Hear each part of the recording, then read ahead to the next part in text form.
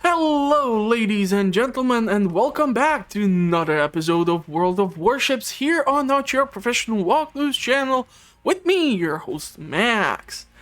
Now, this match in particular I wanted to showcase because I'm quite sure many of you had that match where that one mistake makes or breaks the match for you.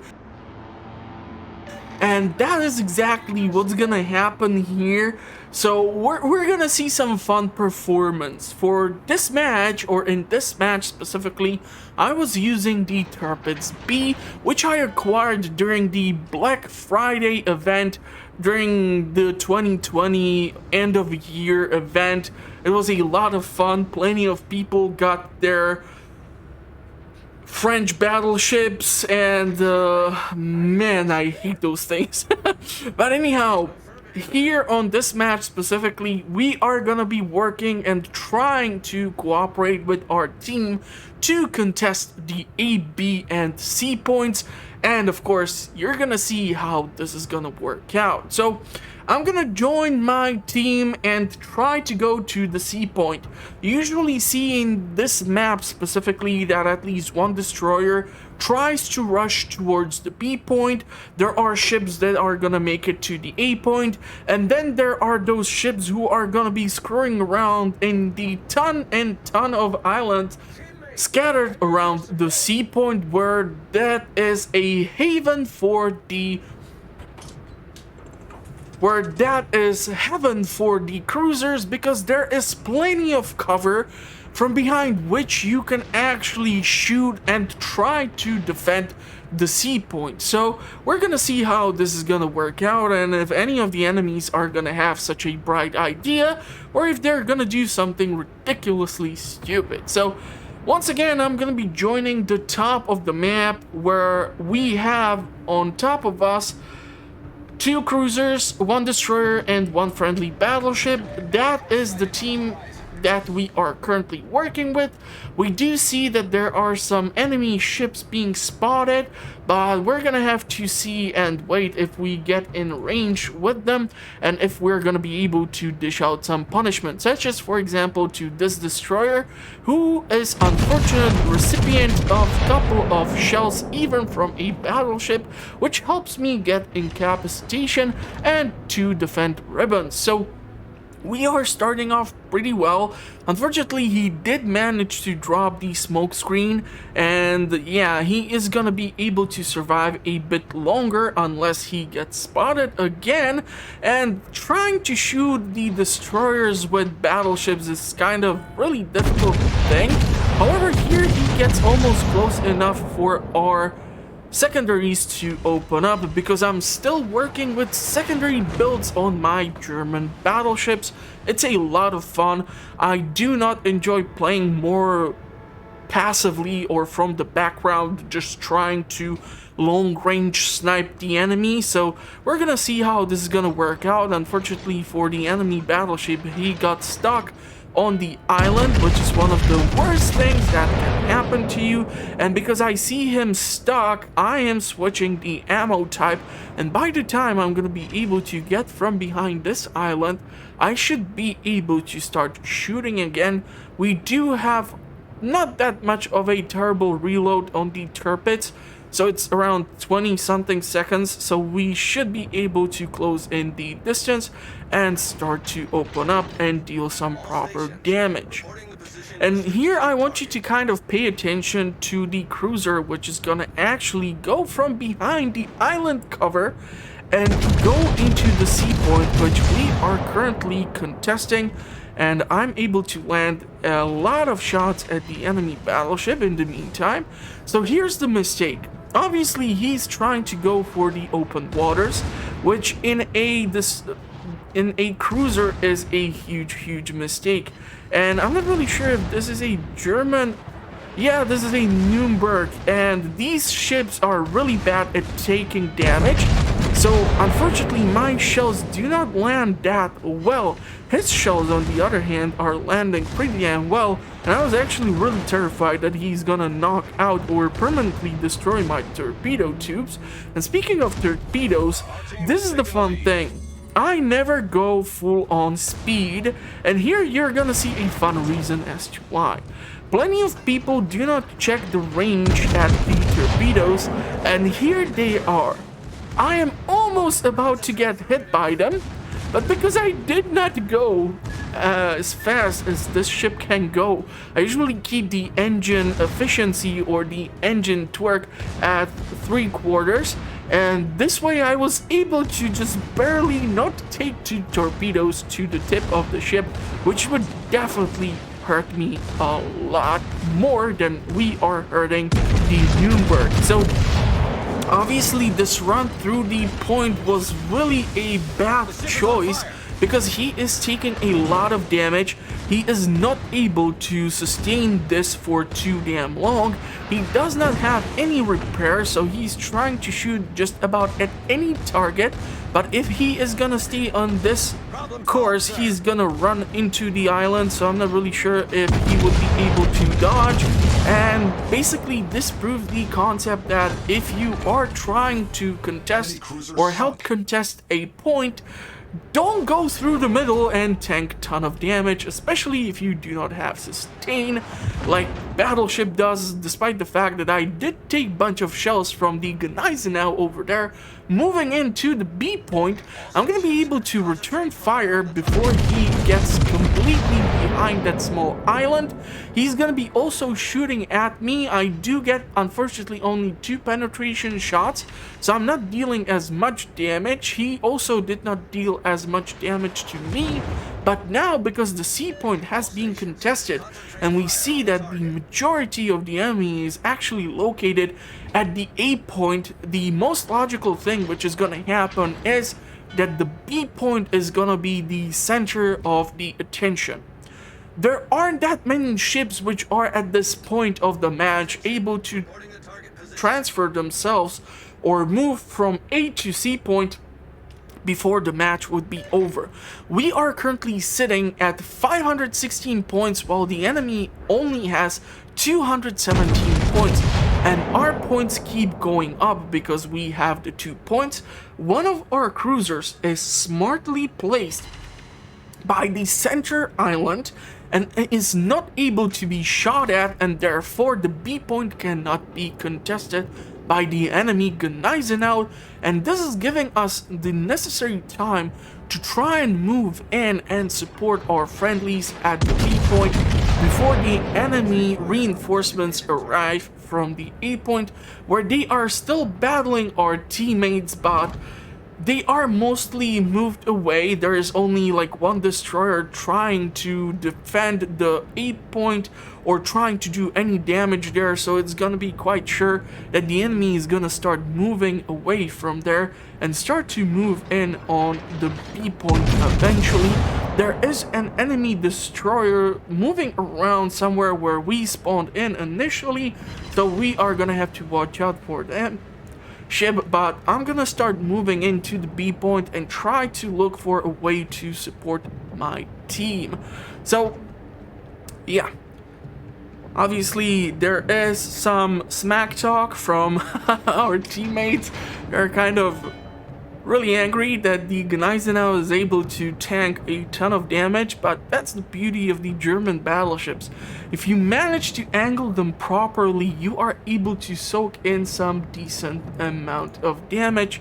So it's really nice to play with them, and if you want the closest experience to Tirpitz, try to research Bismarck. You're gonna have hydro instead of torpedoes, but lately the torpedo tubes get destroyed so often you don't even get to use them. However, you will still be able to use the hydro, so I highly advise the ship. It's a lot of fun, either if you go with secondary build or if you try to do a long range build. If someone will pop in close by, you are gonna be able to at least open up at them. However, your range is not gonna be so efficient, because with the secondary build, you are efficient at 11.6 kilometers, while without actually the boosts to the secondaries, you are gonna be less efficient, and it's gonna be, of course, less of a range.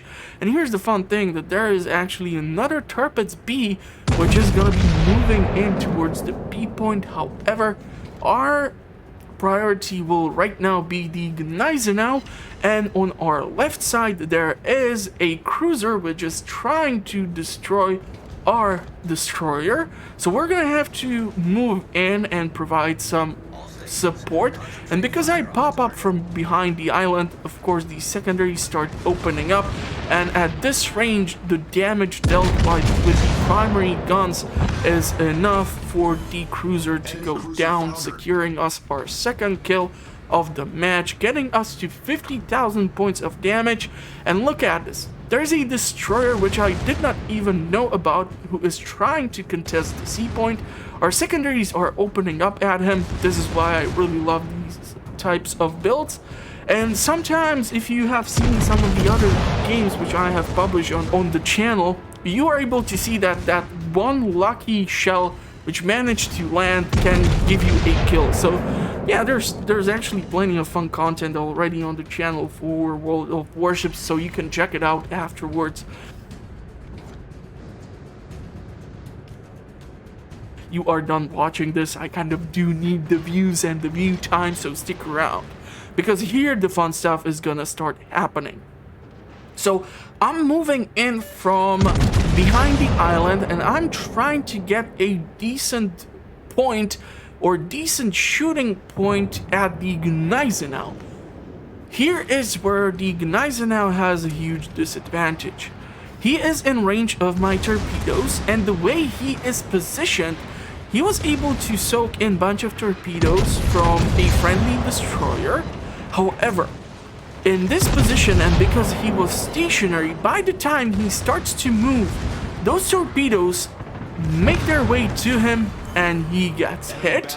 And here, because I know that the Gneisenau has torpedo tubes, I turn away from him, because he actually did manage to shoot his torpedoes, and if I would have proceeded to go forward, those three would land or hit my broadside, and that could be quite a lot of damage. So we still know that there's that one destroyer, so I am gonna actually go here and move to the right, trying to get from the B point and see if I can spot the destroyer.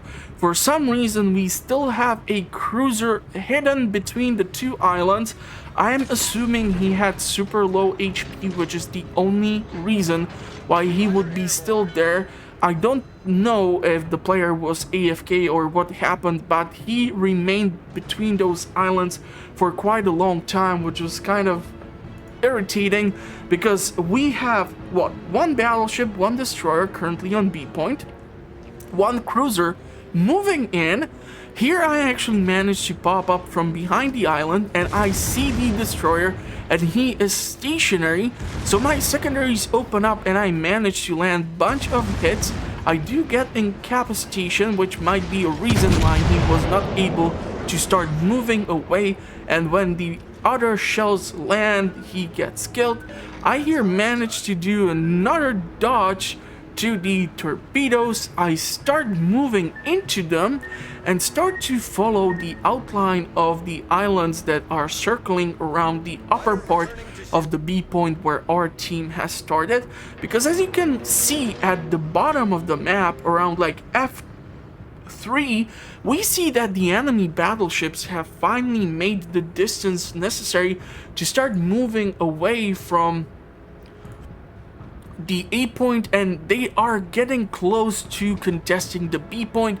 We see that they have North Carolina, there's the Richelieu and other ships, and that is a lot of firepower, and we only have now the two cruisers, one destroyer, and we are the last battleship in this match. So yeah, it's actually kind of unfortunate. The HE rounds which I loaded in, because I was quite sure I will have to deal with a destroyer, I'm gonna shoot at the enemy battleship. I do manage to get a fire here, but here I'm gonna start switching again to the AP rounds because the enemy Amalfi is showing me the broadside and our secondaries are able to start peppering it, and we are landing some hits. So because he is actually popping the smoke screen, I'm not really sure how much to anticipate these shells because he can stop, but he does not stop fast enough or does not try to reverse fast enough in order to prevent getting a citadel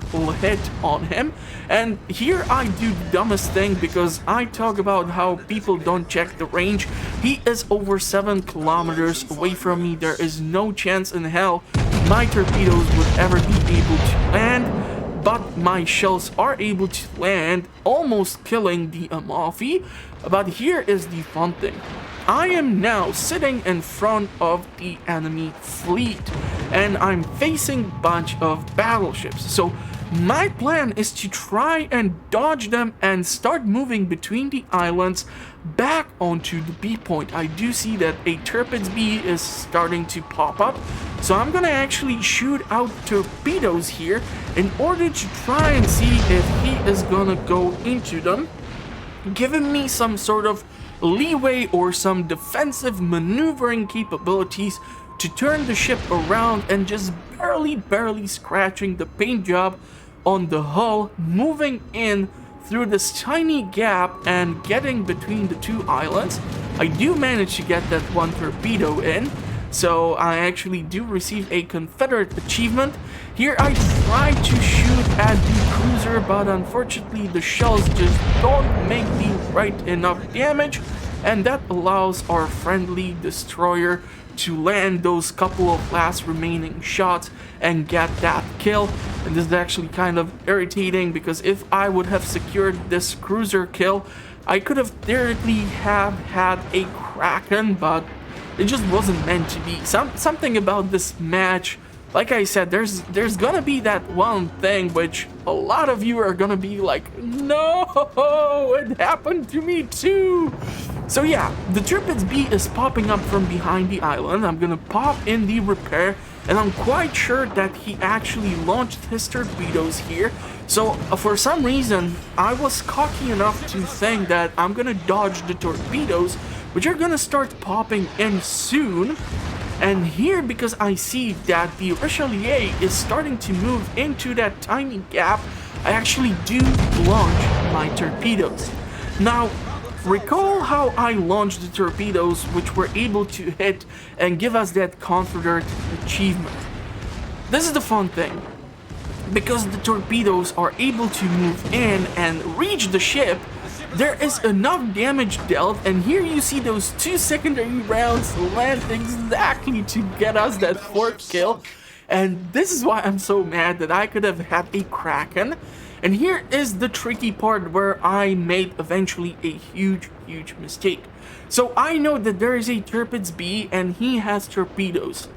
I am having torpedoes. However, at 5.9 kilometers, he is outside of the range, which is why I'm still waiting here to see if I can turn around closer to that gap in order to try and launch the torpedoes, so that in case the Tirpitz B is gonna start moving in, I would get the first shots in. Unfortunately, he is taking his sweet time waiting for the North Carolina to start moving in, and here is where I made that huge mistake. So I managed to get high caliber achievement because I dealt so much damage, but here where I'm waiting for those 2-point-something seconds of torpedoes to launch them, I should have started moving towards the Tirpitz B, not away, because here I showed my broadside and he definitely destroyed me. So that is that huge mistake which I was able to do, and because I made that stupid mistake, he was able to get the kill and we did not get the victory, which really sucks. Because if I would actually get a victory with nice Kraken, and I would have lasted a bit long, because if I would have turned the ship towards the other Tirpitz B, most of those shells might have bounced off, and then it would have been just a question of time before either his torpedoes or my torpedoes would have found the target. Because as I was talking you through the batch, even the cruiser, which was constantly hiding behind those two islands, somehow got himself killed. So it was just an unfortunate thing that one mistake cost us the victory. I did get lots of kills, I did get lots of points. It was a lots of fun to play this.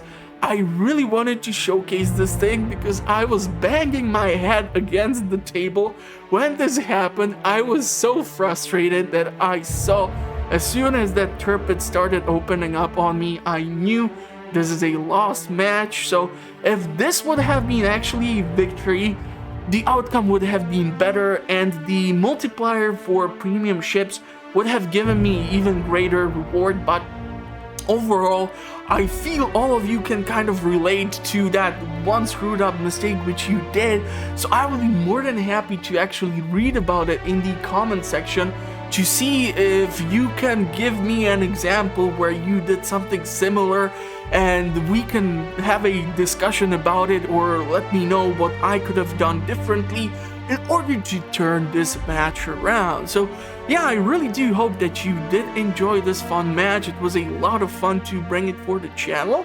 In case you are interested in more World of Warships content, I did manage to publish some guides for the 0.10 patch, where you can actually try to build up your captains based on it.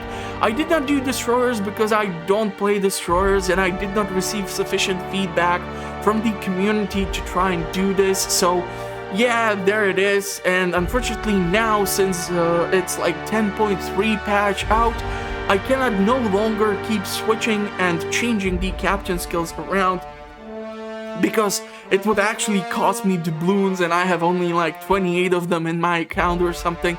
So yeah, there goes the reason. But anyhow, in case you are wondering or looking for more fun content, check out the channel. Link is in the description. And if you want to know what the channel is currently up to, the best way to find out is to actually subscribe. I publish content on a weekly basis. I do playthroughs, discussions, comparisons, all sorts of fun stuff, so go check it out. I'm gonna wish you a pleasant rest of the day, and hopefully I will see you in the comments or at the next one. Thank you for watching, stay safe out there, and bye bye.